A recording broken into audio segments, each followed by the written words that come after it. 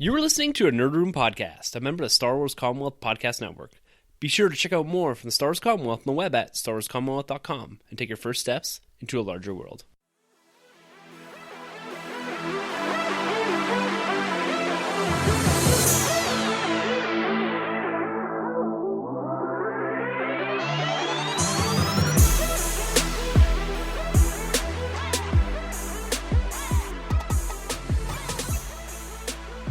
Hey everyone, and welcome to the Nerd Room, where we talk all things comics and movies. This is episode number 91. We'll be discussing the now titled Han Solo flick, as well as that brand new Black Panther trailer.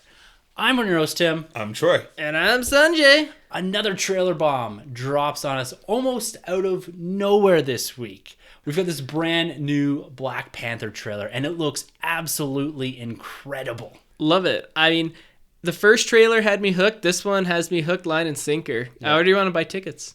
Yeah, this comes out in February. This is going to be the next big film coming after Thor Ragnarok. So Marvel's stacking them up. Everything is looking absolutely fantastic to this point, and I'm excited to get into dissecting a bit of this Black Panther trailer. But also dropping not too long before we started recording was our man Ron Howard, now directing the now titled Han Solo film.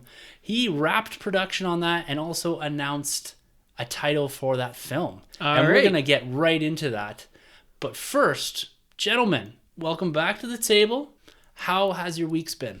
Oh, it's been great, man. Nothing but collecting on my end, you know, from comic books to more Black Series Darth Vaders. And finally got my hands on a nice Daredevil Netflix Marvel Legend. Nice. What's your Vader count at? That specific sculpt of Black Series Vader. That specific sculpt, 4. I got 4 of those Vaders, yeah.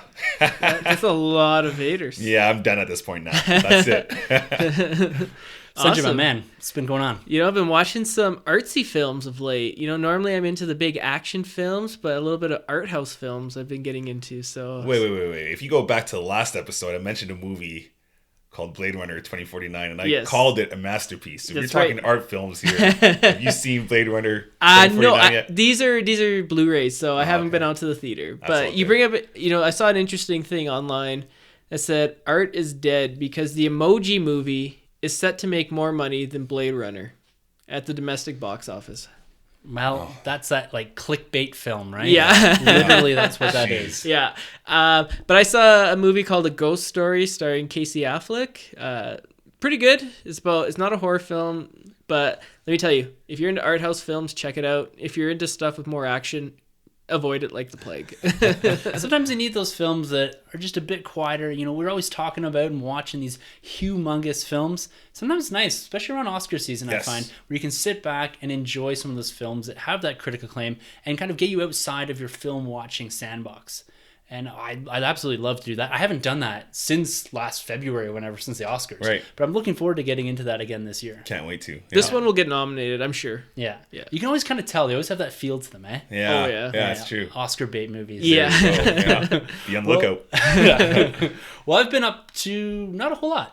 You know, I've revamped, given the Nerd Room in here a little bit of facelift. Yeah. Threw up a Looks poster good. that my man Sunjay got me, the teaser poster for The Last Jedi. Looks nice. Yeah, it looks gorgeous. And I got The Force Awakens up here next to it. And I've just made a little bit of room for some extra collectibles. So I'm looking to get on a hunt, get out there, get something new. So I've got space. I got a few new Legos I got to build. Oh, yeah. So it's going down, man. It's going down. I got the room now in the Nerd Room. I like making that space. I like kind of rotating things out and giving it that little bit of a vibrant feel. So when we sit down to talk, it's something new every time. Gotta change it up every now and then. Yeah. You do. You got a space for the new Batmobile right there. Yeah, sure. That thing. Thanks, Superman's cape over here. Yeah, exactly. You guys are in the wrong room. Anyways, guys, this week we're going to kick it off with something just a little bit different. We had a question from Ads. He's one of the Knights of the Commonwealth. Great dude, always interacting on Twitter. He's a huge contributor over at Tumbling Saber. And he threw us a question. We didn't quite get to it last week because of those 2 huge trailers that dropped. And I promised that we'd get to it right off the top here. So this is how we're going to kick it off today. And it's a comic book related question. So right up our alley. Perfect. All right. So this is coming from Ads. As you know, I'm now up to date with Vader 1 through 6. So excited to see where this goes. Completely and utterly agree with him there. But being new to comics, I really don't know what to try next.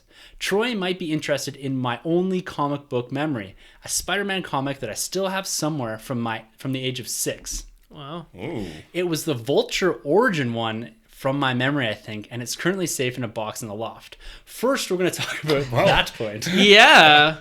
Ads, if that is the Vulture origin, which would be Amazing Spider-Man number 2 from 1963, that thing, I went and looked on my comic book shop today. That thing is worth over $1,000 at a CGC grade 3. Whoa, don't tell him that. Just say it's worthless, and we will take it off your hands for you. For a nominal fee. Yeah, $5. So make sure to go up into that attic, check that book out. If it's in mint condition, if it's from 1963, and if it is indeed the origin of the Vulture, hang on to that one, man, because that's worth a few pennies. That's huge. Wow. Anyways, get back to the question here. He was wondering whether the three of us might want to throw out a top 5 Star Wars comic book runs for him, as well as top 5 non-Star Wars comic book runs, so we could check some of those out. Now, he also gives us some nice compliment here. He's saying, keep up the great work, love the show, easy to listen to, really informative, and subjects that I love but don't have to know in that much depth. So, that's exactly what we wanted out of this. Ads, thank you very much for the question. We appreciate the compliment. And I think it's time to give him a little bit of an answer here. So we're going to kick it off here. Whoa, you didn't finish reading. At the very bottom, he said, Sunjay is my favorite member of the Nerd Room. If you could have right more Sunjay-specific episodes, I would be more inclined to listen. Yeah, it's the fine print. Sorry, more Sunjay solo episodes. Yeah, there you go. Giving the people what they want. All right. Given that, we're going to kick it off here with some Star Wars comic books, which you don't read. Well, as far as you know, I could be an expert. I would love that. That'd be incredible if you showed up one day with that. Yeah. All right. So, Sunjay, sorry, you don't read comic books. Star Wars comic books. That's right. Yeah. Clarification. So, we're going to quickly run down a top 5 list here for Star Wars comic books, and maybe this is an avenue in for you too. We've been trying to get you in. The Darth Vader series got ads in. It's time to get you in. I think the Darth Vader series is just that for you, but we've got another 5 here that I'm going to run down quickly here that Troy and I kind of threw together that we've both read, and hopefully you can jump into these. You can get them digitally. They're all in trade at this point, or most of them on trade at this point. Great way to read. Yeah, and digitally on trade too. I think I'm almost out of trades on paperback. Digital trades are for me. I love the physical copies still, but if you're chasing these and you can't find them in single issues, digital trade's the way to go. So, ads. Number 1 I'm going to toss out there is the Lando series. This is by Charles Soule.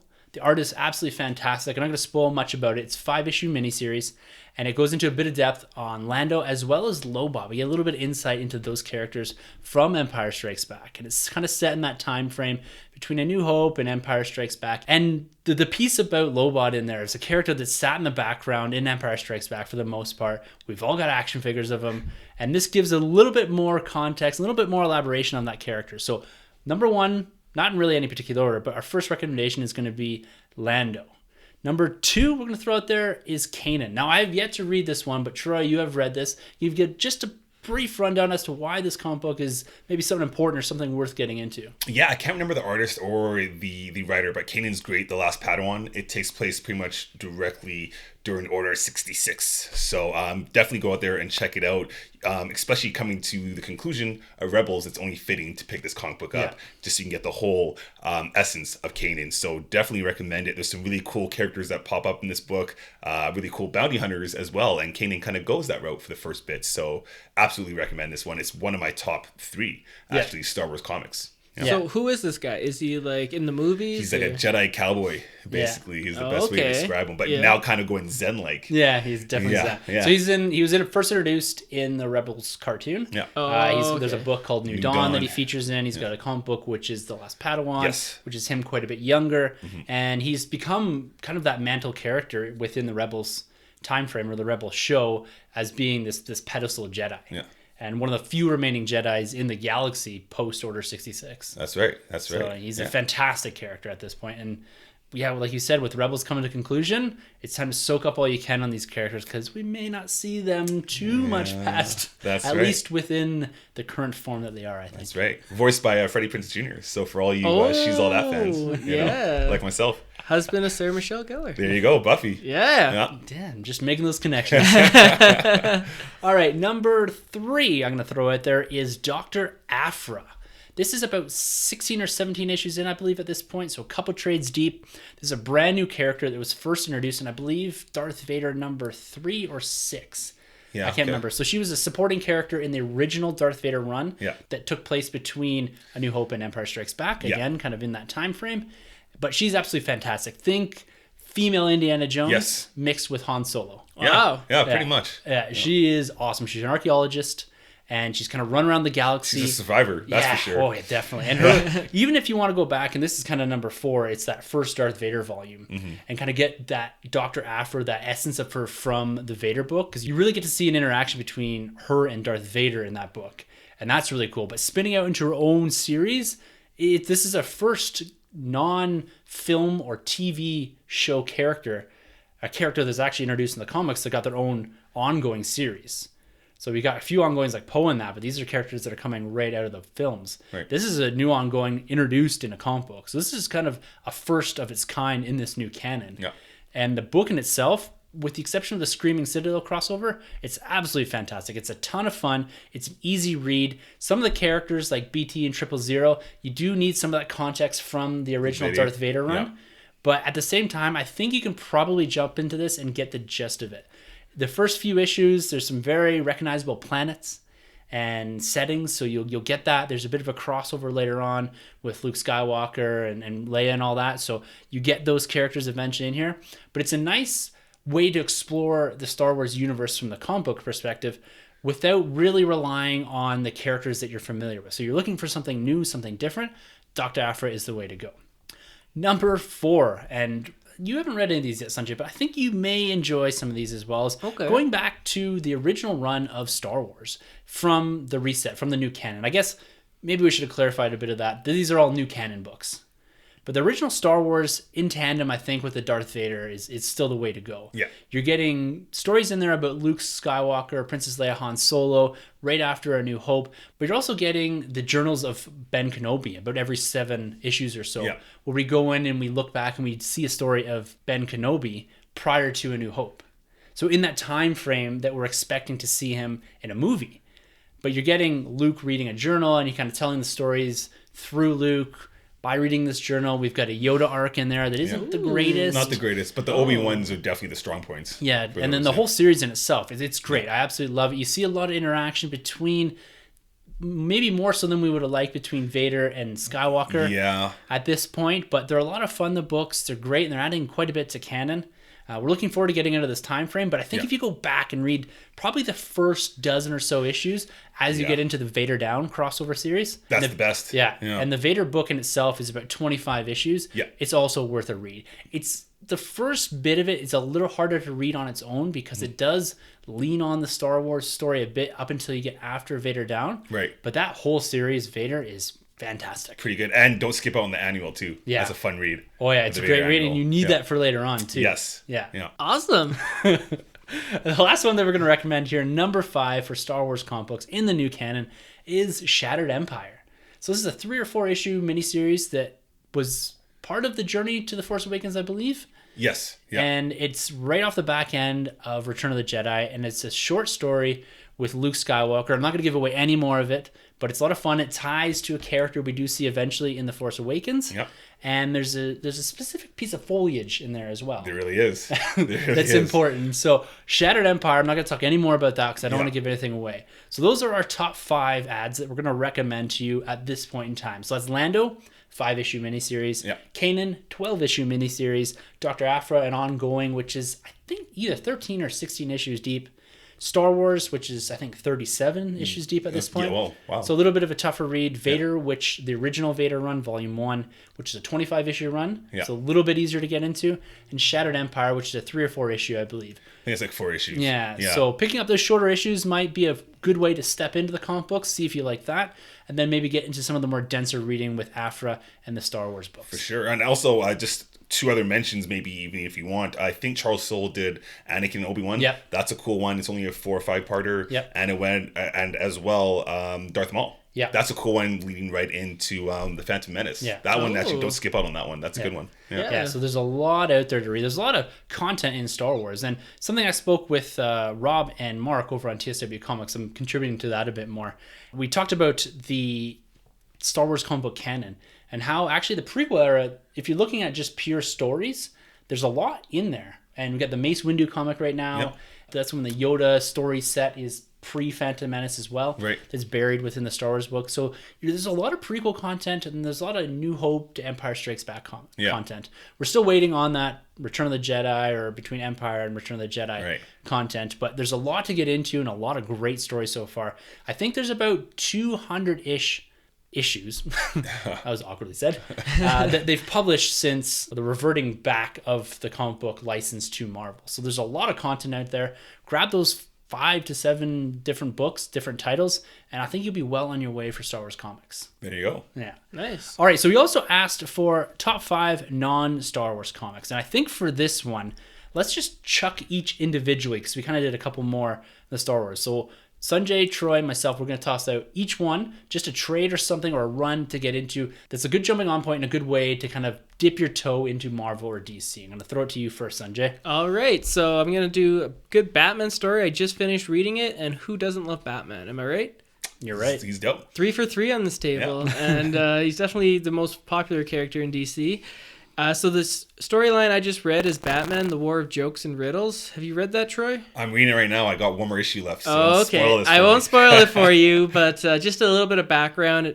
It's what's it called when you think back about flashback? Something? Yeah, thank you. I got you. Yeah. It's a flashback story, and it takes place when Batman first started his crime-fighting days, and takes place, there's a war between the Riddler and the Joker, and they want to kill Batman.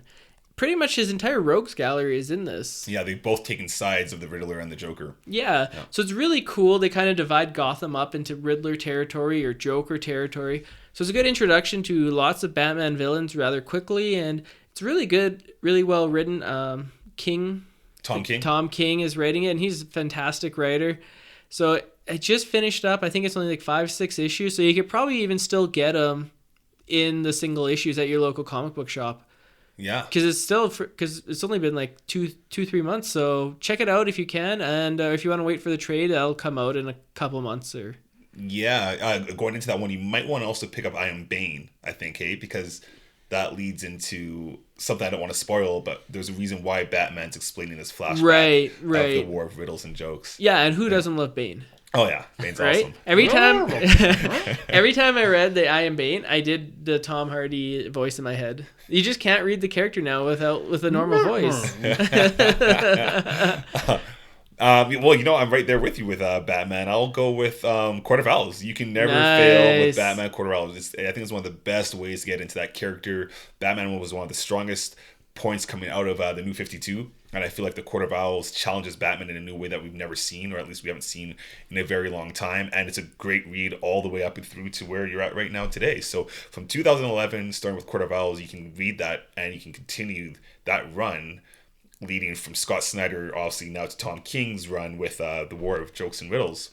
So it'll definitely get you hooked on Batman. And I will say this, that's a fantastic series. And if the Ben Affleck standalone movie does Court of Owls, and it's done well, I'll make a statement. It'll be the best Batman film ever. Oh, easily. Easily better than The Dark Knight. Easily, definitely. Wow, impressive. Yeah. Oh, yeah. It's that good. All right, well, I guess we're going 3 for 3 for DC recommends. Wow. What? Where are we right now? No, we're not. Serious? I got so excited. Batman, Brave and the Bold. Yeah. No, of course I'm sticking with Marvel here. One comic book I always throw out there is Annihilation. I absolutely love this run. This is from 2007. It's a crossover event. But because we're running into Avengers Infinity War, I'm going to recommend actually the Hickman run on Avengers Nice. and New Avengers Volume 5. This is a great jumping on point. You don't need much of that context before this. Hickman does a great job at reintroducing the Avengers, this expanded Avengers, and it leads into this beautiful event called Infinity.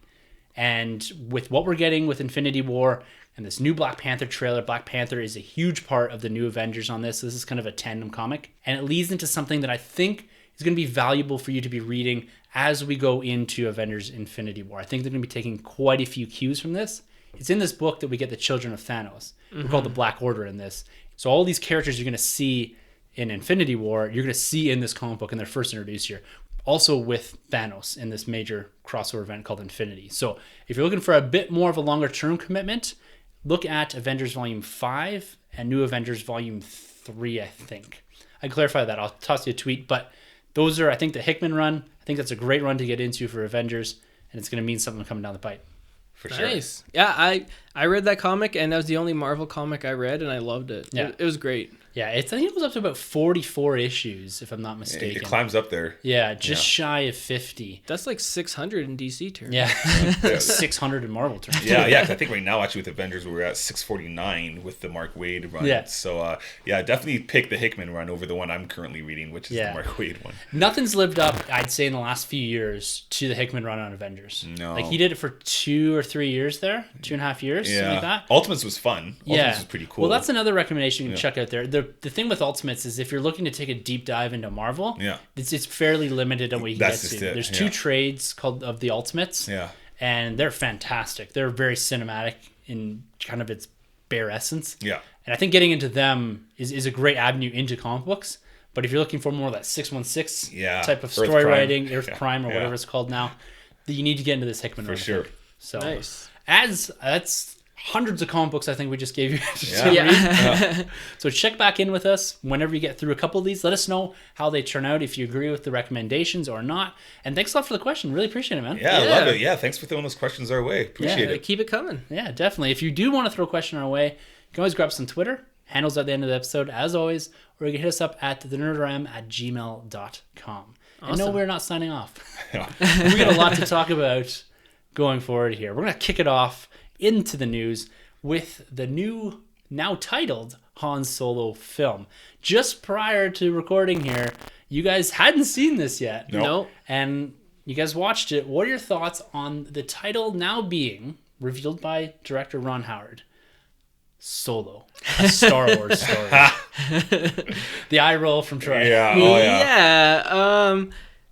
Well, let's put the question this way. Let's frame it up a bit. Did you expect anything different, anything more elaborate, or is this kind of like, yeah, I guess, I get it? I was expecting more. I felt like people have thrown this title out there going into this movie as a joke.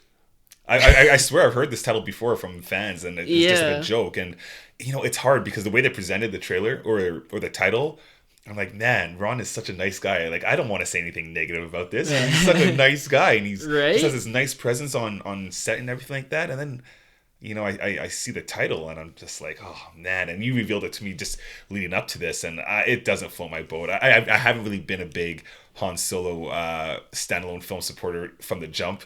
And this title to me is just kind of it's pretty lame. In my opinion, it's pretty lame. It's actually the lamest Star Wars title for a movie I've ever heard. But I mean, what else were you gonna do? I'm sure there could have been something more epic.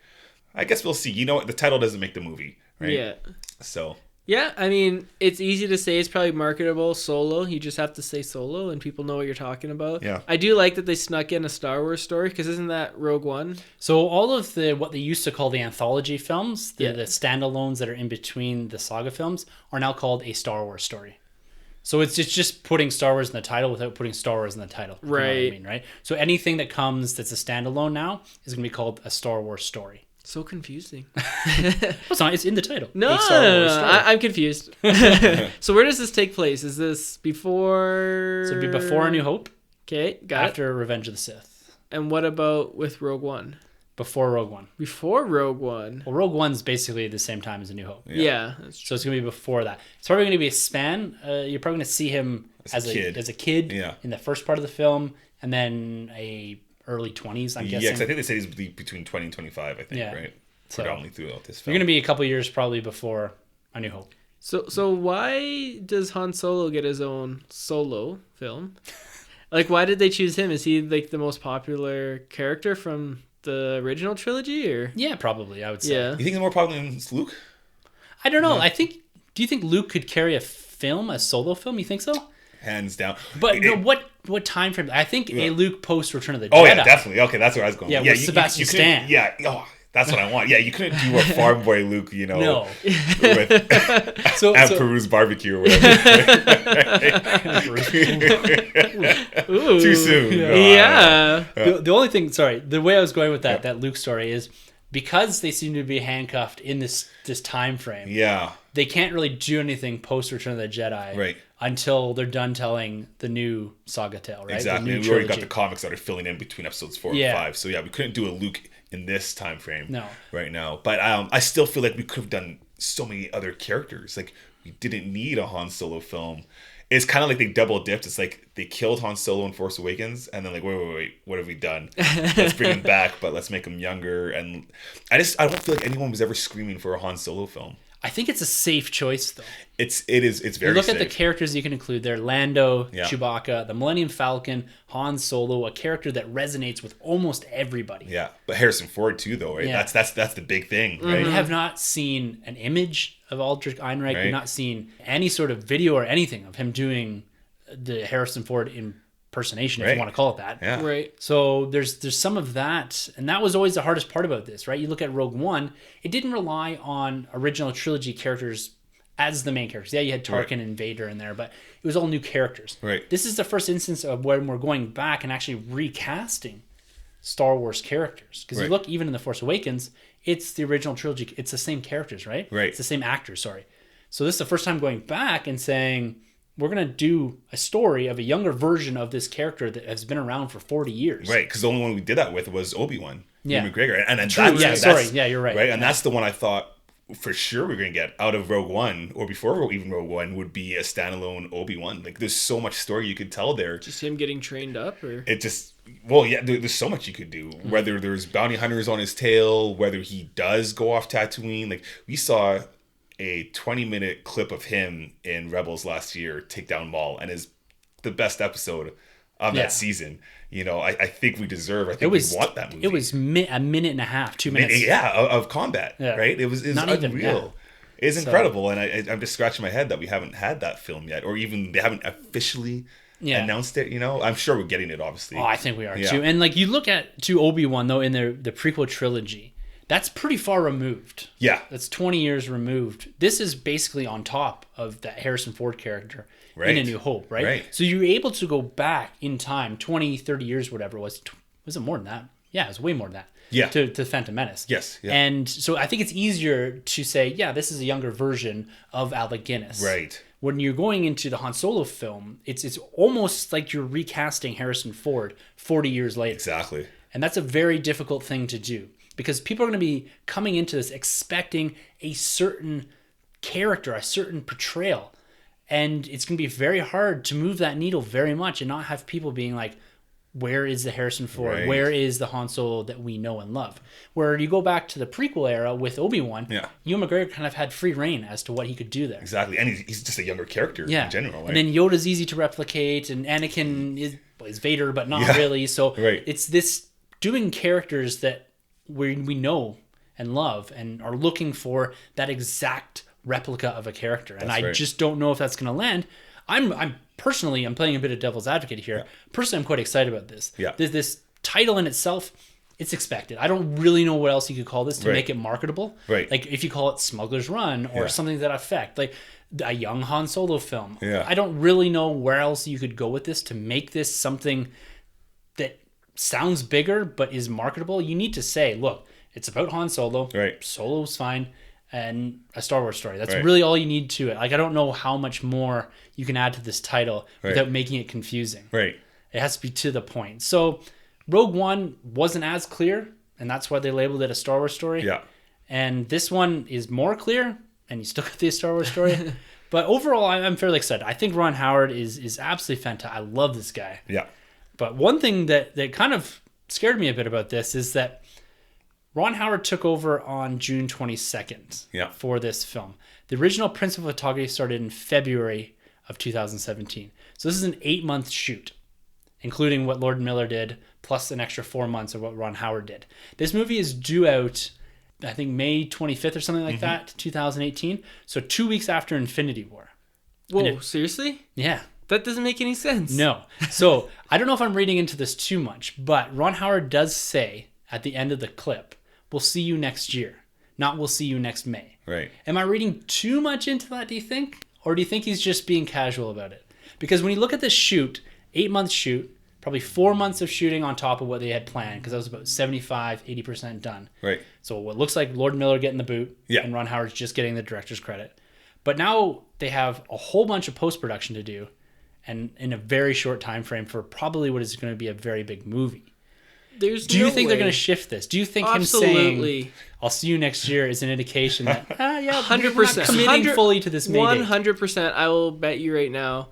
There's no way that they're going to have this movie come out 2 weeks after Infinity War. They've reaffirmed it numerous times. It's coming out. They're done shooting, but they just have to do principal now after. They're done principal. They've done principal. They just have to do post. Post. So it's adding, editing, the score, the special effects integration, all of that. So they're done just the basic scenes at this point, which looks like because of the length of time they spent shooting this, it looks like that they've added or reshot the majority of the film. Yeah. Because if you compare it to The Last Jedi, it fired up February 2016 and finished in July, so 5 months.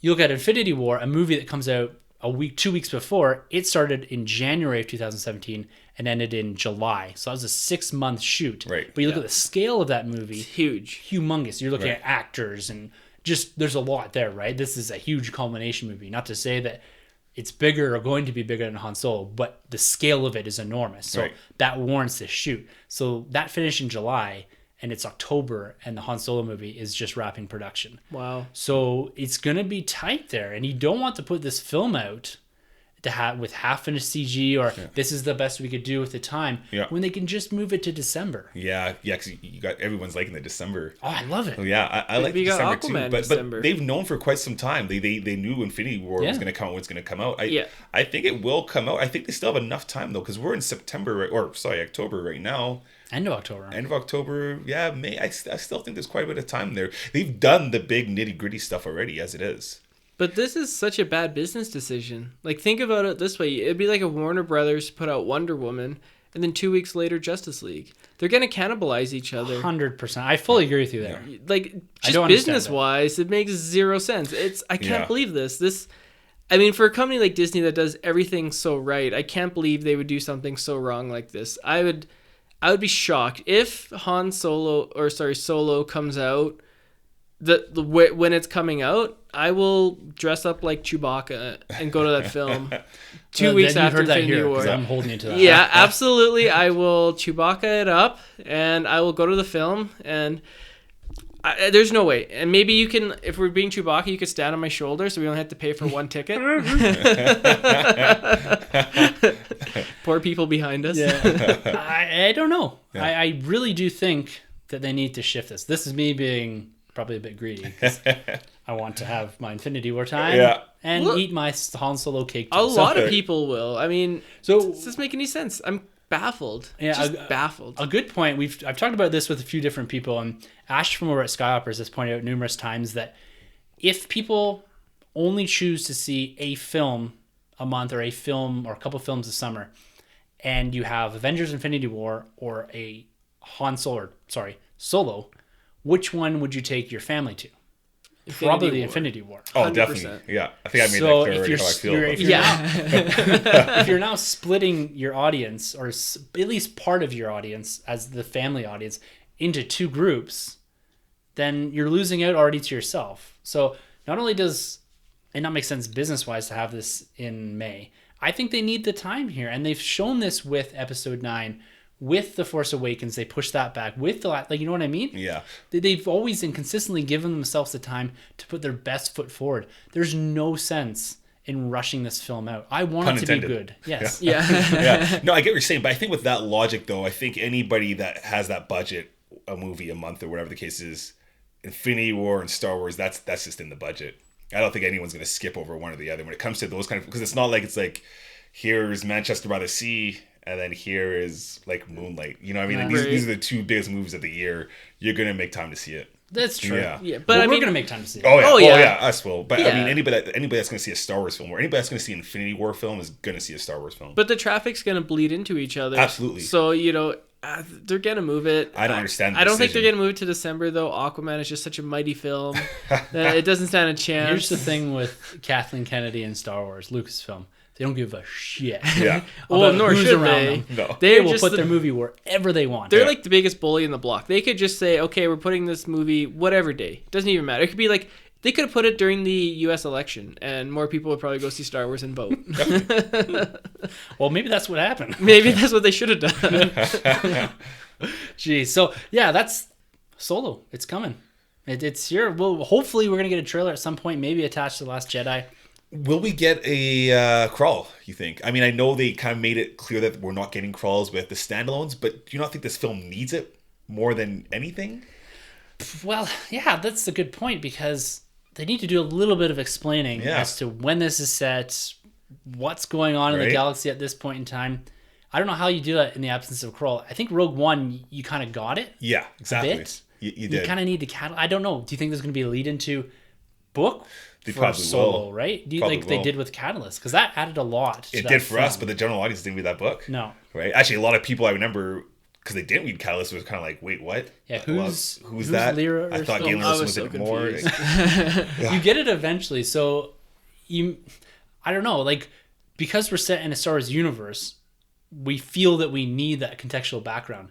But does the normal moviegoer need that? Like, you look into any film that starts with a young kid and eventually you get to your hero or whatever. Right. Do you need a crawl, or do you need a background story to understand that? Or is that just where we've come to because we're so ingrained in this universe? I think it's just what Star Wars has established for the last God knows how many years. But I guess it would be weird now to do the standalone thing where there is a crawl, because the last one didn't have it. Yeah. So I think they're going to probably keep it out. But there'll be a book for us, I'm sure. There will be, for sure. Well, here's the important question. What's the sequel going to be called? You can't call it Solo 2. Rogue 2. Rogue 2.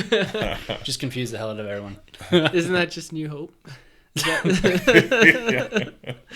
No, that's happens later. Don't worry about it. More Death Star plans dealing. Yeah. All right, guys. Well, there it is. We've got Solo. It's coming next May. I think third week of May 24th or something like that. 18th. That sounds about right. Yeah. Something along those lines. Not happening. Hopefully shifting to December. Not happening. They're too scared of Aquaman. Yeah, right. But I think it's time to quickly shift this conversation over to the two bits of news we missed from New York Comic Con that are a bit more Star Wars focused. And then we're going to jump into our trailer reviews. We got two trailers. We're going to do one in depth, one high level. The other is New Mutants, which scared the shit out of me. So wait for that. But I just wanted to quickly touch on the new Black series that did drop at New York Comic Con. We got some images for DJ, which is Antonio Banderas' character. No, wrong guy. Who is it? It's Benicio del Toro. Thank you.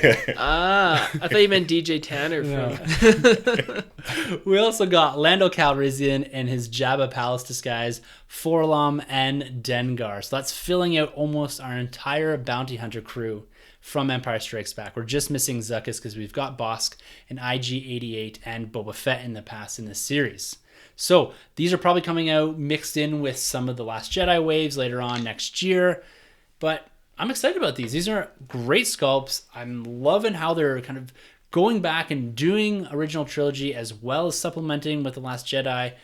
What are your thoughts on these, Troy? Yeah, pretty cool. Yeah. Pretty cool. Not too bad. I got to get that Lando now to go along with my other Lando, but also to go kind of with the bounty hunter thing with Princess Leia's Return of the Jedi bounty hunter. Bausch, yeah, which I just think is a pretty cool figure. Yeah. So it'd be neat to kind of have those all. I got a Boba Fett thanks to you.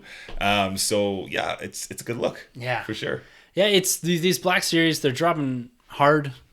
We haven't seen too much of that second wave here.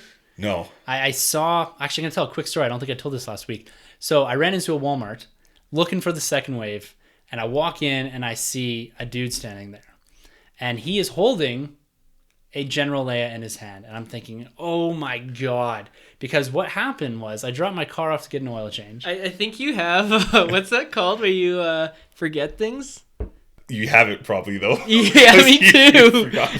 You told the story last time. No, I told it to you guys. I don't think I told it on the podcast. You did put. Yeah, you told us, but you didn't tell the podcast. Yeah. Are you serious? Yeah. I have Alzheimer's. Yeah. I just thought of it. I did tell you with the intention of putting it on the podcast. Oh, okay. I was so confused. I was like, I heard this before. Sunjay Solo. Anyways, I dropped my car off to get the oil change, and there was a Walmart about a 15 or so minute walk from where I was. So I was like, I'll just go check it out. I tried to take a shortcut, and I got stopped by a huge fence with barbed wire on top of it. And so I had to backtrack. So it took about 8 or 9 minutes off my time. By the time I walked into here, I'm thinking, oh my God, I could have had that General Leia if I didn't try to take a friggin' shortcut. So I missed out. I talked to the dude, really nice guy, big collector. We got chatting back and forth about Wave 2, Wave 3 and all this. I'm happy that a collector got it, not a scalper. This guy was hunting for this specifically. Cool. So I was happy about that. But I'm missing out on this Wave 2. Yeah. I haven't got anything from it. He said he's seen it lingering here and there, that Imperialist guy's Poe or Imperialist guy's Finn and the Poe are going to be peg warming. So don't run after them. It's the General Leia, the Maz, and the Snook's Royal Guards. Yes. Which are the big ones to get in this wave. But that Maz or Maze and the Guards are coming in Wave 3, so don't worry too much about them. These figures that they just announced, Wave 4 or 5 probably. Cool. So did you tell them about our podcast? Did you try to promote it? It's funny because my wife asked me the exact same thing. And I've yet to figure out a not so subtle but subtle way to insert the fact that we have a pod. I just don't know how to bring it up in general conversation. Just wear a t-shirt all the time, business cards, a always hat. Be promoting. Yeah. So I would love to, I don't know how to bring that up in conversation. Oh, by the way, here's this thing. If you enjoy Star Wars, yeah, you would enjoy my podcast. I don't know. I mean, for anyone out there listening from the Commonwealth, maybe you guys have some advice and let us know. Like, how do you guys get that number? Yeah, how do you just break through that? Because there's been numerous times I'm thinking like, I gotta say something, especially to local people, for sure, right? But I just don't know how to get past that barrier. That we had a great we probably talked for about 10 minutes about collecting, but I just had no idea how to bring up that we have this podcast that we do every week that we love doing. So you should have asked if he wanted an autograph. Be like, you may know me from. Or can I have your phone? I just wanted to go to your podcast app and download all 100 and so or whatever it is episodes. I'll buy that Leia for you if you subscribe to our podcast. So one more thing I got to bring up. This is the collector's mindset. So as we were talking, he put the Leia down and pulled out his phone to show me a few photos of stuff he's picked up recently. And is it bad that I sat there and thought to myself, what would happen? He's quite a big guy. What would happen if I just ran and grabbed that General Leia and took off, like down into the corridors of Walmart? Yeah, make sure no fences stop you. Yeah, into the towel aisle or something. Like, why did that run through my brain to steal this from this guy? Like, that's bad. Because the hunt is real. Yeah. No mercy. Savage. Did you offer to buy it from him? No, he the way we talk, he clearly needed it for his collection. Yeah. He was not giving that up. It would have been like trying to get it off me. No, sorry. Yeah. So it's Leia too of all. Yeah, right? Exactly. So someone came and was like, "Oh, I'm really looking for this one. Here's $200." Oh yeah, of course. $200 for a figure I've yet to buy. Yeah, of course. Sure. Yeah, that's a no brainer. Yeah. But you could have offered $200. $35 rule, man. The golden nerd rule. Oh yeah, it's very effective. Yeah. Anyways, huge side tangent there. Sorry, back to the Black Series. Excited to see these new figures coming. Looking forward to the next waves. Hopefully we get some visibility on Wave 2 and Wave 3 here in Canada. I've been on the hunt in about 4 or 5 days, so starting to get nervous. Yeah, I think things are packed pretty well right now. There's a lot of those Netflix series that are I've on seen the pegs. Ton of them, they're kicking up. Thor's getting back up there. I've seen a lot of Thors. I picked up another Spider-Man Homecoming. Actually, that's what else I actually picked up. But Homecoming's coming back up. On the Black Series, I think we're stocked pretty well right now for Hasbro. Yeah, we're pretty good on the first wave. The second wave is lingering a bit. Yeah. The 3 3/4 inch are looking good. The Elite Series are still stacked deep. Actually, I think on October 27th, so in a couple weeks from now, that's when they start dropping those Elite Series back into the Disney store. Cool. So it'll be more of the exclusive release. We've yet to confirm if it's a ballot draw. We'll keep you guys apprised of that. I'll throw something up on Twitter for Elite Series. That just reminded me. I'm hoping it's the 27th. There's actually a sheet over there we can grab later, but doesn't matter. I'll throw that up on Twitter and remind you guys as to exactly when those Elite Series are dropping. Cool. Sure you will. You're just going to say the wrong day so no one else goes. A lot of people collect those, actually, which is apparent from how much they're shelf camping. Right. Anyways, the last bit of news I want to cover quickly here before we wrap up the New York Comic Con stuff is Thrawn. This is a character that we did see last night in the season premiere of Rebels. Very briefly, he's a favorite of mine. I'm about halfway through his current book by Timothy Zahn, but at the publishing panel, they announced a sequel to this called Thrawn Alliances. And it's going to feature your man, Darth Vader. Yeah. What do you think about this? Yeah, you're in. I am. And I said this probably just before the Thrawn book came out that I was definitely going to pick up the Thrawn book. I yet to do so just because I've been still caught up with collecting and comic books and other Star Wars novels. So I do have to get on the Timothy Zahn new Thrawn book, but I'm definitely going to pick this one up too. I'll get it right away, but I just won't read it, obviously, because I'm guessing, obviously, I'm going to have to read the first one. Yeah. Do you think Timothy Zahn's going to give us a trilogy like he did before? I think they're leaning on that. Yeah. The question that I really have, though, I've not finished the original Thrawn book that's out right now, Right. by Timothy Zahn. So I don't know where it lands in the time frame. I'm assuming it gets pretty close to Rebels.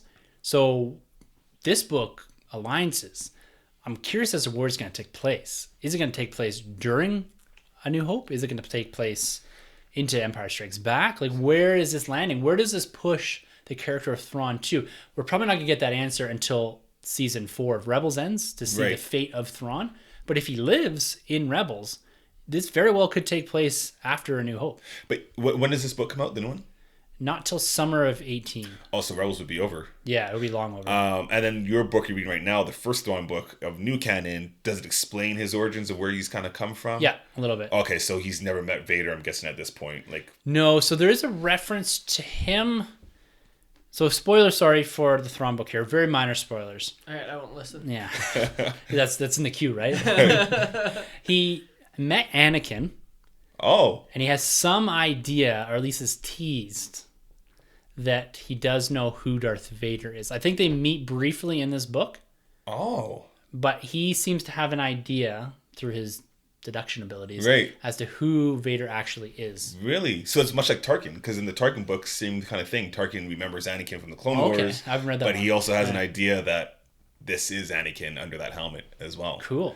Shoot, those two clever scallywags. Yeah. Way to not swear. Good save. Yeah, I'm trying to keep it, kid friendly here. Yeah. So I'm super excited about more Thrawn content. We've got the figure. We've got him in Rebels. Got 2 books now. Could Zahn close out with a trilogy? I'll give you my answer at the end of Rebels season 4. If he's still alive, then yes. If he's dead, no. No. I mean, I guess, it could take place during season 3 of Rebels, even for all we know, because Vader is absent in season 3, and we don't see Thrawn all the time in that season. Maybe they have some kind of venture. I don't want that, though, because I want new story. I feel like if they're trying to weave in and out of Rebels, it'd be kind of cool, I guess, to make reference to a Rebels episode and then come back.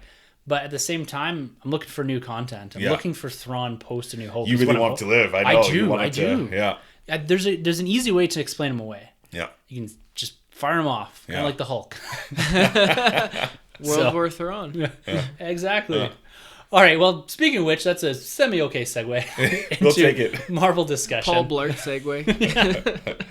The first trailer we're going to talk about here that Sunjay brought to my attention right before we started the podcast was there's this new Mutants trailer that dropped. And it's an X-Men movie or a Marvel movie from Fox that has mutants in it. Yeah. But this thing is shot, or at least the trailer's cut, like a proper horror flick. Yeah. My number one thing I was saying through this, there's no way I'm going to see this in the theaters. This looks freaking terrifying. I'm not your level of horror. Yeah. I'm scared of myself on purpose every week. I'm a giant Keeps me young. wimp. Yeah, I mean, it's something different, and Fox has really been doing something different with their movies. They gave us the first R-rated comedy in Deadpool, the first R-rated Western in Logan, and then the first horror superhero. Well, maybe not the first horror superhero, because we had Blade. Could you classify that as horror? I wouldn't say horror. Not like this horror. Like this is like deliberate horror. That's like action horror. Yeah, this is like horror. Well, that's like vampire werewolves. I think that's a whole different genre. Yeah, that's true. Like Van Helsing and all that stuff. Yeah. So this is like the first true proper horror film. Yeah. It's superhero horror film. So they're really trying to branch out the superhero genre, and it's good to see, because if this does well, then I think Warner Brothers, they're kind of copying a lot of other studios, would be like, Justice League Dark, let's finally get that into production. Or maybe it's time to reboot Constantine. I guess Constantine was kind of a horror film as well. Yeah. Right. But people don't really remember that one with Keanu Reeves. Reeves, there's nothing like the character. The character is a British guy, and this one was an blonde. American. Yeah. But even Constantine, I wouldn't consider that like I keep saying deliberate horror because Yeah. this is the faces coming out of the walls. Right. This Yeah. is like Jump scares. Yeah, jump scares, Yeah. the music, even like the title card. Yeah. It's like finger scratches kind Right. of the Right. Mutants, right? This doesn't align with anything that I would even have imagined this. I was looking for this like bubbly movie Right. from Right. Fox. Yeah. Bright colors and mutants. This is nothing like that. And I think it's a good point you made about Fox branching this out. They haven't had the success post really the trilogy of X-Men that they probably could have or should have with that new X-Men series. It's good.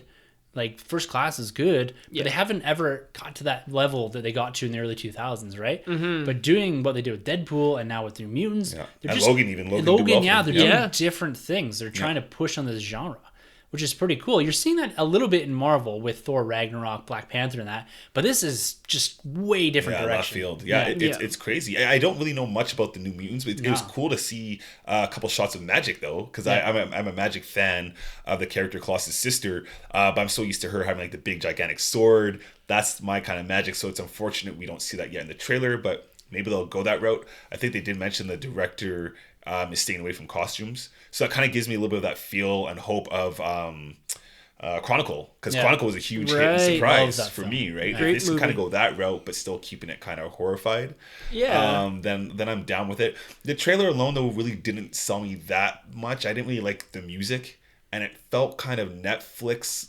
Marvel-like. You know, a little bit like the Yeah. Punisher, like the clips and the edits and the chops. Definitely did. Yeah. Was it because of some of the actors in there though? Like you had the kid from That's Stranger true, from Things. Stranger Things. You've got what's her name from Game of Arya. Thrones. Yeah. So I agree with you a little yeah, bit, though. you know, it had Yeah, a little that's bit a of good that and point. slightly fan made a little, but I mean, maybe it's all to go with the grittiness of Yeah. what they're trying to portray throughout the film. So I don't know. I'm coming off the heels of It, and a lot of people like that movie. It, I didn't really find it anything special. Really? So yeah, I didn't really care much for it. But I also saw that movie right after watching Blade Runner, which I've mentioned is Right. a masterpiece. So what can live up to that? But Justice this movie, I'll check it out. I was a big fan of like the Saw series too. Oh, So okay. You can see the new Jigsaw? I will. Yeah? I will. Yeah. Man, I can't even get close to those films. What's I'm- the scariest movie you've seen? Gremlins. I don't know. Batman vs Superman.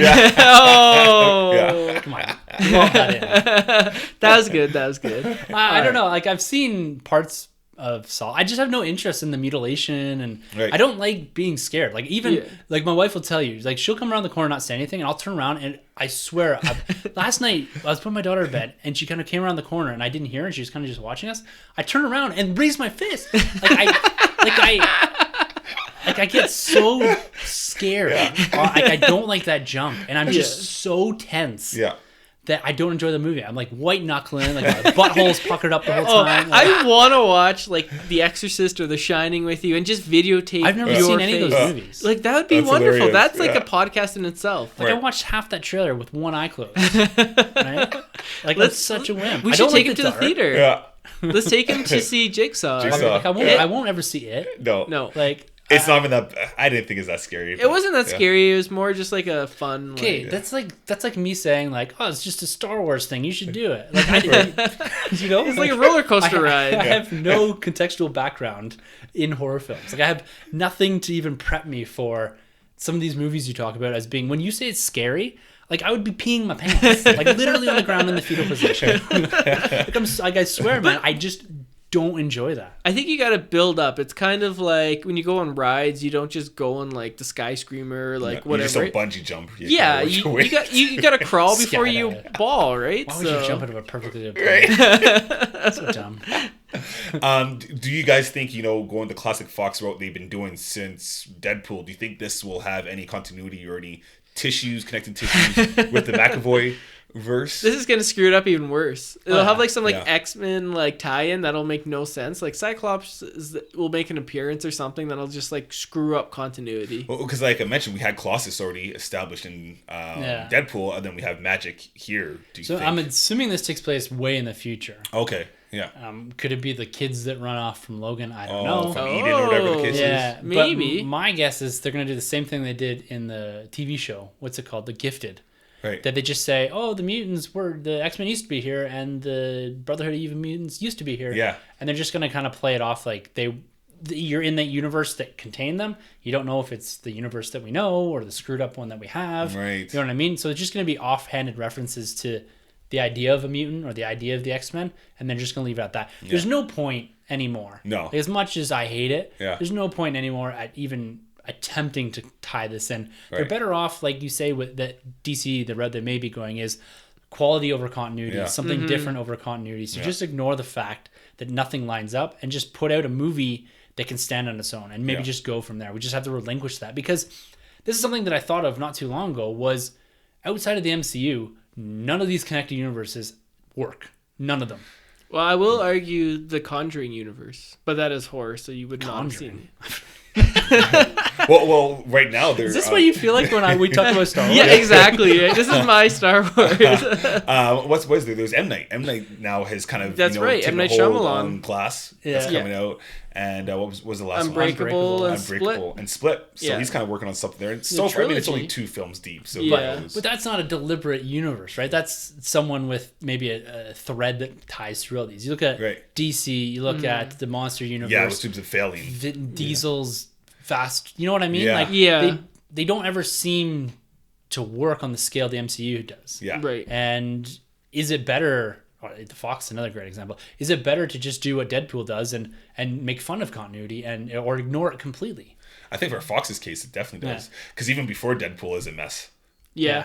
You could have loose continuity. Like if they did a Magneto movie, because he would be like, 100 years old now? But if they did like a Magneto movie again and it's kept him like around, and Charles Xavier, because they just super can't old. retread that again. Like this is why they're doing different things with Deadpool and Mutants. It's like we can't have another Magneto movie. Like he's been in everything. Like I love Michael Fassbender. Like he's great, but he's been horribly misused. And like that talent there, they could have done a Magneto story that wasn't kind of mixed up in all this other stuff. That's what First Class was supposed to be. Yeah. And they had a little bit of it, which was great. Definitely, that's some of the best parts. Is his origin story. When he goes in the bar and he takes that knife. Yeah. Oh, that's good. And like even the whole thing with him and Xavier, that makes sense as part of a Magneto origin story. And him struggling with the fact that he's a villain but wants to be a hero. You know what I mean? I like that struggle, that light and dark struggle that we've seen throughout Star Wars and all that. But anyways, that's neither here nor there. New Mutants. I ain't seen this in the theaters. I'm going to wait till you tell me how scary it is. And then I'm going to dial it down, watch it with one eye on Netflix, go from there. Awesome. I'll see it in theaters. I'm a sucker. I like all the Fox movies, so I'm there.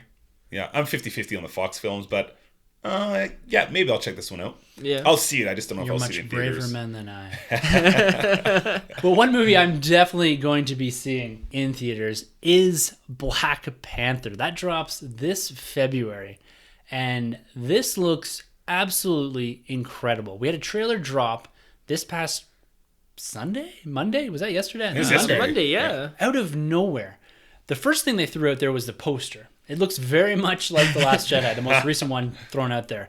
And you guys got some opinions about that poster. Yeah.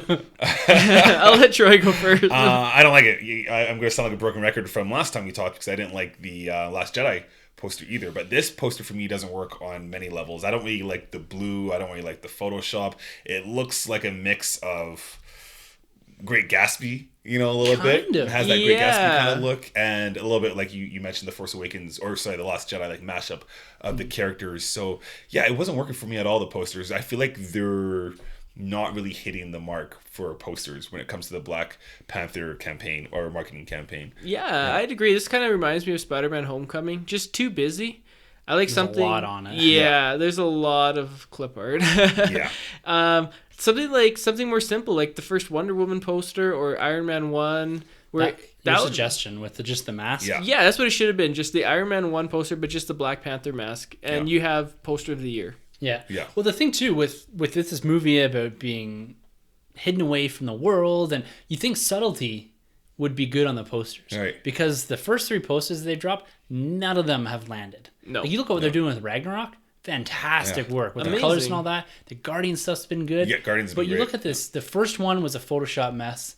The second one was Black Panther standing on top of that other Black Panther. Right, yeah. And this one it's okay. I would never buy it. No. But it's way too busy for a Black Panther movie. And you look at the colors, the purple and gold that they have in this new trailer, they're nowhere to be seen really Right. in this. There's a bit of gold in here, but the blue, where does that come from? Yeah, it's really off. Yeah. Yeah. So, anyways, that Miss. poster isn't a favorite amongst us. No. But high-level thoughts on this trailer before we go into a little bit more in-depth breakdown of it.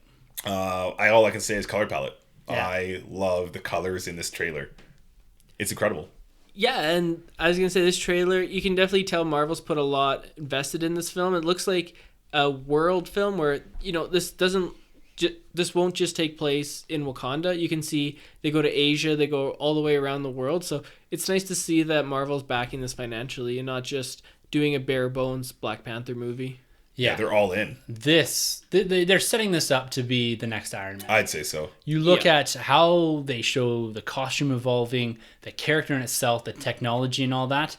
It's a new age, if we can call it that, 10 years out. Yeah. Almost a redoing of Iron Man on a completely different level. I'm not saying that they're copying or using it as a blueprint, Right. but just the feel of it feels like that Iron Man origin story again, that down-to-earth, here's what we're going to do. We're going to introduce you to this awesome new character, and it's going to blow us all away. I think. Yeah, I feel like they're really pushing for this character to be the next household name. Yeah. Really. And I think he's going to get there. Yeah. He's a huge favorite in Civil War. Yes. Chadwick Boseman nails it in here. Yeah. And Michael B. Jordan as the main villain, too. Oh, yeah. Like, he looks like a villain that is not to be effed with. Right. Yeah. Right. Which is cool because we've never seen him act this role before. No. Yeah. And Michael B. is the man. He's the man. Yeah. Yeah.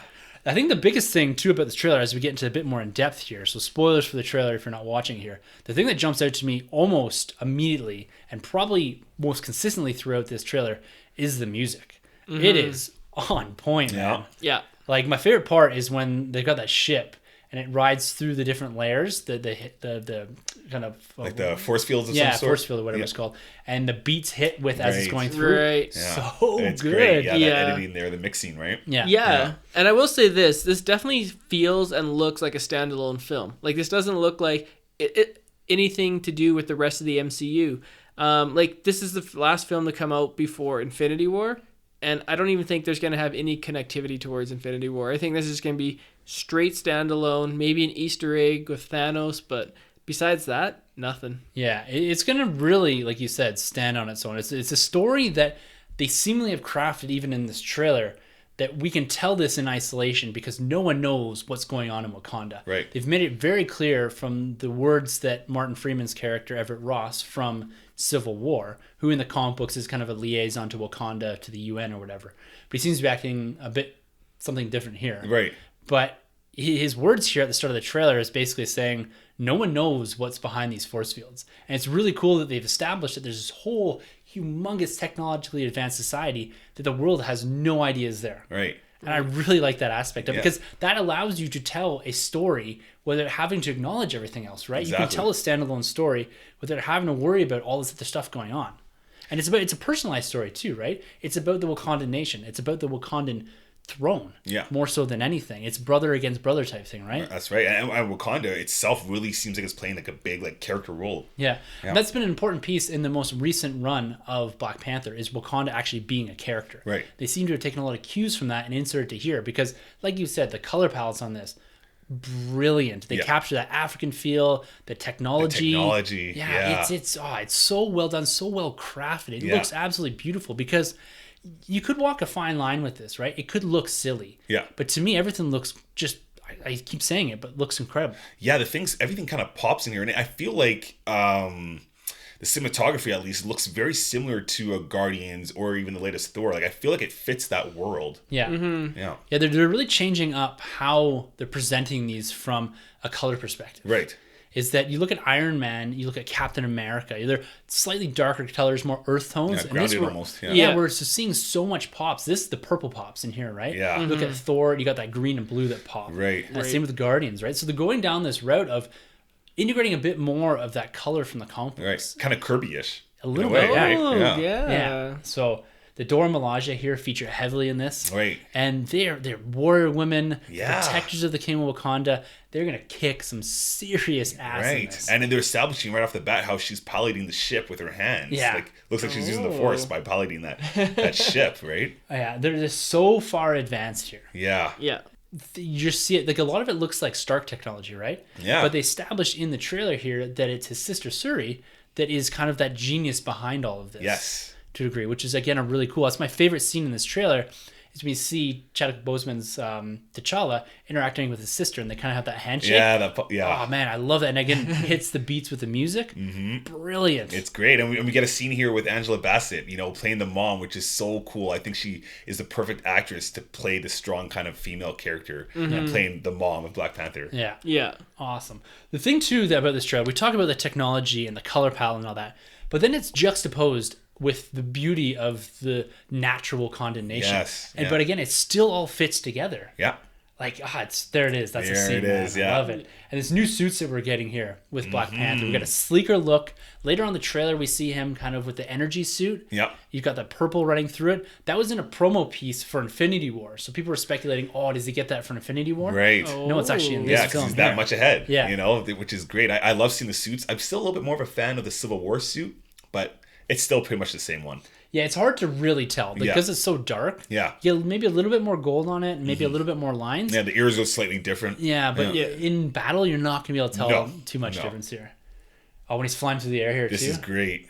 This looks like it's almost going to be an opening scene, an opening battle scene where there's someone has made their way into Wakandan territory. Yeah. It's Black Panther's job to go out there and put a stop to whether it's Protect. poaching or something like that. I think it might be S.H.I.E.L.D. Yeah, you think so? Just someone trying to learn more about this like unknown nation, and sometimes in the comic books or the animated film, Black Panther. Right. Well, how cool would it even be if it's kind of a spin of Earth's Mightiest Heroes? Remember when we see Black Panther break into the Avengers mansion? And then the security systems go off, but if it's in reverse and like it's not the Avengers, but it's S.H.I.E.L.D. trying to break into Wakanda, and they just want to talk to him, but he's like, guard is up, you can't come to my country like this, my nation, right? That's what I'm thinking. Yeah, that'd be very cool. Yeah. I'm thinking maybe poachers of some sort. Yeah. Poor Looking after poachers just get vibranium. destroyed. But that's what you mentioned, the poachers in that animated movie, right? Yeah. I think it's the poachers that came up with him and Captain America when he shows up in the film. Yeah. And Black Panther, the original Black Panther, puts a stop to them. Yeah. So Michael B. Jordan features quite heavily in this. We didn't get much of that character in the original trailer. No. But here he's all over the place. He's looking intimidating. He is looking like I'm going to put him on at this point with the trailer on a Loki level. Yeah. Like, he's looking good. Yep. Like, I just loving what they're doing with the character, and it seems that he's going to be teaming up with Claw. Yeah. Kind of this unholy alliance type thing. Right. So if you reach into the comic books a bit, Eric Killmonger, he comes back with Claw to try to overthrow. I don't know if it's T'Challa at the time or T'Chaka actually. Oh, okay. In the comic books. And so he becomes like this exiled son. Right. It looks like it's going to be a lot about battling for the throne. Looks like you have a bunch of different tribes. Yeah. And they seem to be going head to head as T'Chaka's been killed. They don't think T'Challa is worthy to carry the mantle of Black Panther. Cool. And then in here we get the reveal of the suit, the new Eric Killmonger suit. Yeah. It almost looks like a Jaguar, but it's like this gold Black Panther suit. So cool. Looks like bleeding edge armor, Right. kind of. Like kind of how it forms. Yes. Yeah. Or the Extremist. Extremist, Yeah. Yeah, it's cool, that relationship you mentioned is kind of very reminiscent of Aquaman and Ocean Master. I was thinking they're that, brothers, yeah. right? Battle for the throne, basically. Right. Yeah. So that's kind of cool. I'm really looking forward to seeing him. Like, I was really upset that he wasn't a character that I could see going further in the MCU. Yeah. But if they do him justice here, and maybe he's kind of an ongoing villain or ongoing presence within the Black Panther series itself, I'd be happy with that. For sure, especially with the caliber of Michael B. Jordan. You don't waste that. I think they've learned the lesson from a couple other characters. Idris Elba, right? You don't want to waste the potential of Michael B. Is he going to meet Chris Evans and the two Human Torches going to collide? That'd be hilarious, because I wouldn't put out of the question for a Captain America cameo towards the end of this, because we know that Bucky eventually is woken up. Right. And he's in Wakanda. Yeah.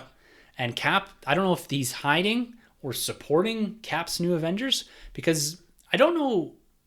I'm trying to think, in the comic books at some point, I think it's Captain Marvel's whatever Avengers team she has now, our Ultimate team in the comic books. Black Panther supports them with the technology. That's right. As well as financially. Right. So could you have Black Panther and Wakanda kind of supplementing Captain America's Secret Avengers team? Oh, I could totally see it, like Frenching it, right? Yeah. Yeah, I can see that. Giving them that technology, giving them the money they need to kind of operate underground. Give them the laser shield. Oh, that'd be great. You weren't a fan of it, eh? Well, it was in Rebels again. Oh, that's right.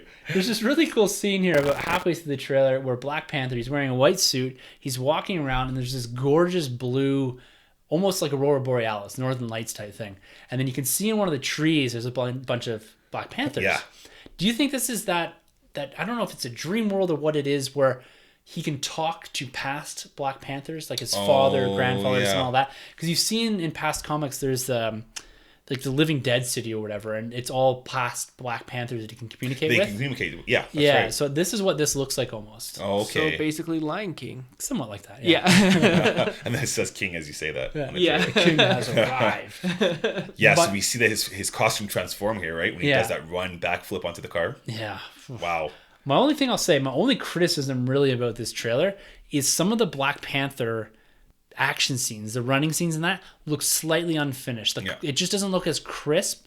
It looks still a bit video game-ish to me. Yeah, and we noticed that from the last trailer beforehand. I thought it would have been cleaned up a bit more this time around, but it still doesn't look like it has. No. It normally it takes a while. Yeah, like if you look at Justice League or Jurassic World, all those movies, the CGI doesn't normally get touched up until when the movie gets released. Yeah. So. Well, I remember the first Avengers trailer when it was released. There's all these explosions. You had no idea where it was coming from, and it was the CG added later was the Chitauri. Oh, yeah. Like half done film. It was just like the principal photography. Or Winter Soldier when he jumps through the window and like one glass plate breaks. The one other thing I want to touch on Michael B. Jordan. He's got some pretty gnarly tattoos, or I don't even know. Yeah, those like spikes, whatever they are, hey, on him. Those are pretty cool. Badass. Yeah. So it looks like Claw is going to be another character in here that is present throughout this. It looks like he's going to be supporting Eric Killmonger to a degree, but it looks like he's also got something fixated to the arm he got lopped off by Ultron in Age of Ultron. Yes. So that was a nice seed in a movie that came out in 2015 for a villain that we're going to see in 2018.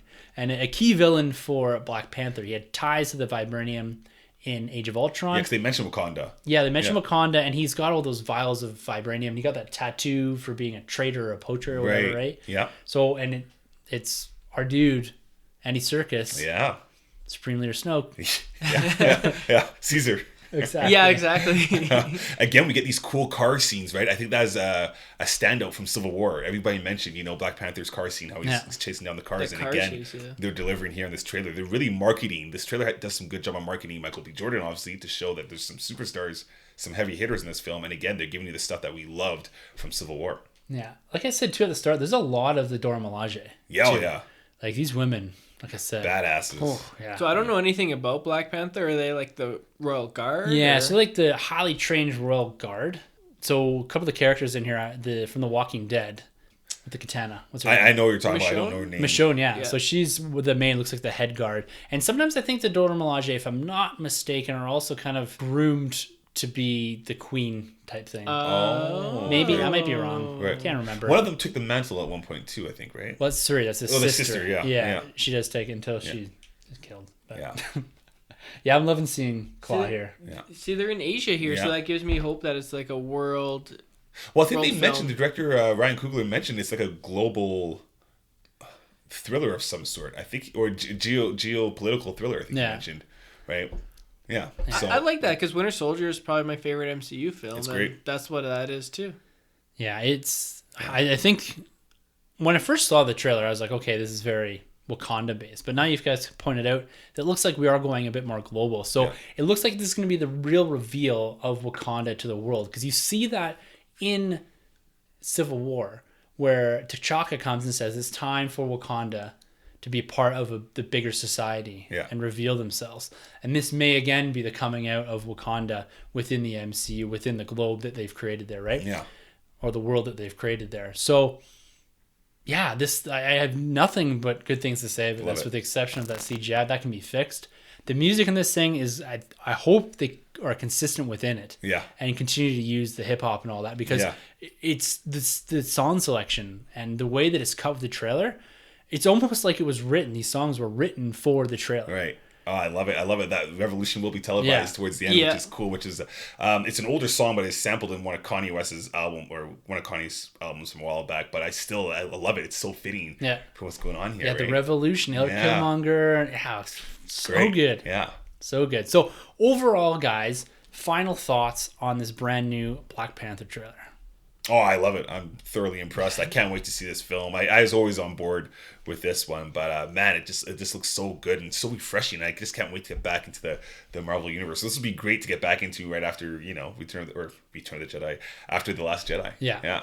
Yeah, I kind of forgot how closely this comes out. It's only a couple of months away. Yeah, 4 months away. Yeah, so super excited for this. I'm there opening day as soon as tickets are released. I'm sure all three of us will be. Definitely. Hopefully they up their poster game. That's the only criticism I have, because there could be some epic posters for this.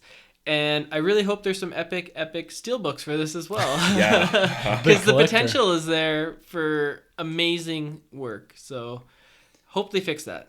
Yeah. Echo your thoughts, boys. I'm right there with you. This looks absolutely incredible. I think your point is well made, Troy, that it feels fresh. Yeah. This is something that Marvel seems to be doing within Phase 3 is new things. Phase 2 was kind of, the status quo. We're going to maintain this till we get to Age of Ultron, and then they seem from that point on to be really taking their characters sideways, and I'm loving what they're doing. It all started really with Guardians. Yeah. We got a great outing with Civil War, which is a bit of a, this is comfortable territory, but something new, and now we're getting Guardians 2, or we got Guardians 2, Homecoming, Thor 3, Ragnarok is looking incredible, and now this movie, it just amps up that excitement for me and amps up for what could be for Avengers Infinity War. This is, think about every film and every good aspect of this. It's going to be jammed into Infinity War. All the great stuff with Black Panther. I can't wait for it. Can't wait. Well, I guess speaking of Infinity War, I guess that means we won't get that trailer anytime soon now. Might be if they just do this at us. Yeah, true. They're probably going to be attached to The Last Jedi. Would be That'd my be guess, huge. or just before. Oh yeah. Or maybe Ragnarok. Yeah. Do you think they do I think Last Jedi. I think you nailed it with that one. I think so. Yeah. I think so, because Thor comes out pretty soon, right? November. November. 2 So weeks obviously we get away? to see. Yeah, I guess so. 2 weeks. Yeah. So Or 3. 2. Wow. Do you already have your tickets? No, I don't. Yeah, you do. You bought them for us. Yeah. That's what sound like. Wait a second. I thought you were supposed to buy them. Oh shit. I was thinking, I've done that before. Anyways, guys, well, that wraps it up for this week. Next week's episode is going to be a bit different because I just found out I have to fly to China this Monday. Next Monday. Nice. So you're gonna promote the Nerd Room in China, Yeah, right? I'm going to bring our posters and all our merch and all that and throw it out Perfect. there. So there's a billion people or so there, so I should get up our listening volume for couple the hits. week. Yeah. But anyways, I think these guys are going to hold down the fort for you guys next week. Hopefully we'll get something out to you guys. We got Star Wars Rebels Alert that just hit. We did a preview episode. We're going to be wrapping up with Heroes of Mandalore at some point this week, maybe by Monday or Sunday. Yeah. We'll be dropping these. And the next week's might be a little bit late just because I get back on Friday from China. So it's a 5-day trip. I spent 2 days on an airplane Ooh. for 3 days on the ground. So it kind of sucks. But anyways, Troy and Sunjay are going to be holding down the fort next week. Hopefully there's another trailer. Hopefully. Otherwise, Yeah. these guys always got good topics to come up with. Yeah. Don't miss me too much. I will return. DC Takeover Part 2. Yeah, exactly. And speaking of which, we still got to do our Thor Ragnarok and our Thor the Dark World reviews. Those will be coming out prior to Thor Ragnarok. We do promise that. We're going to have to skip out on Iron Man 3. That's my fault because of my work and business travel. So we'll pick up Iron Man 3 in November because we've got Ragnarok early on, Thor the Dark World, just so we can bleed into Thor Ragnarok.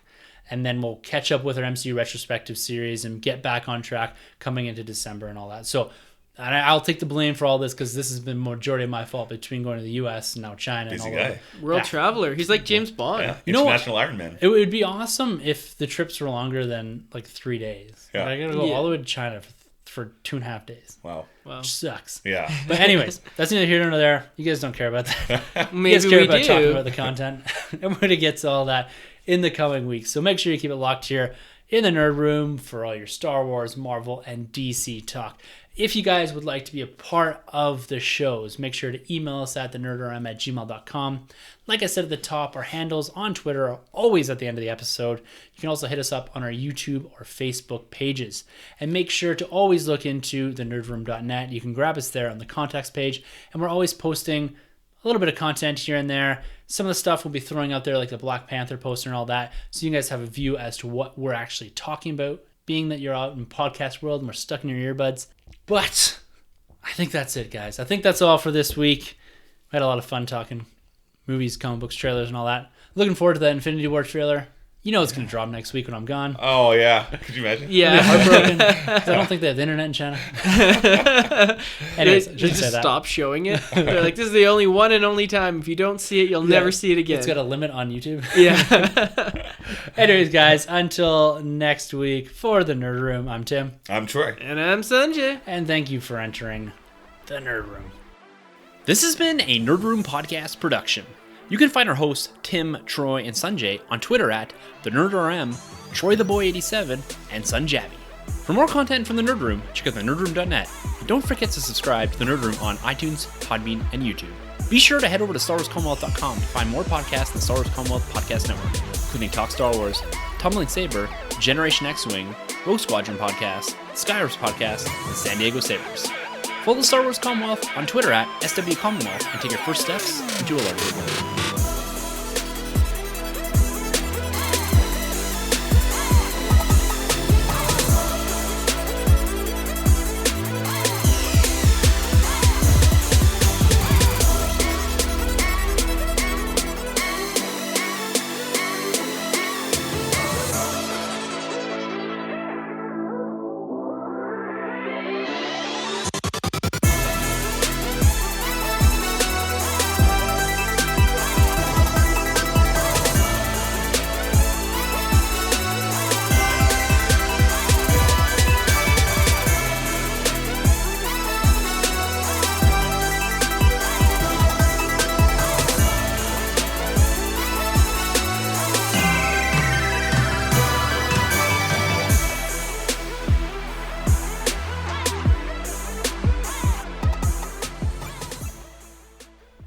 That's everything, isn't it? Don't forget about our cologne. Yeah. Nerd Room Musk. Yeah, Nerd Room. Smell like a nerd room. The convention nerd smell. musk. Yeah. Oh, the worst. Con cred. Do you ever go to con and miss the smell? Well, you're in luck because the Nerd Room is releasing cologne that smells just like San Diego Comic-Con floor. Don't go to your comic shop without smelling like this. Do you like the smell of 3-week-old craft dinner? Jeez. All right, I'm going to wrap this up. Yeah.